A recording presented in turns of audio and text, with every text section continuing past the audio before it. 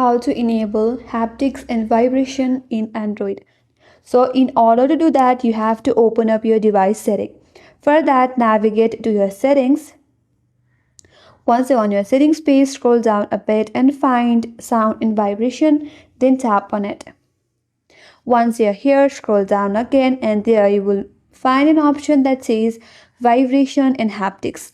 Tap on it. In my case, it is disabled. If you want to enable it, all you have to do is turn on this toggle. And with that, the vibration and haptics is now enabled. So, whenever my device is silent, this device will vibrate on any alarm if I touch the screen and on media vibration, since all of this toggle is turned on right here. And that's the way to enable the haptics and vibration in your Android device. And that's all for today's video. Hope this video was helpful, and if you're new to our channel, consider subscribing. Thanks for watching and stay tuned for more tutorials.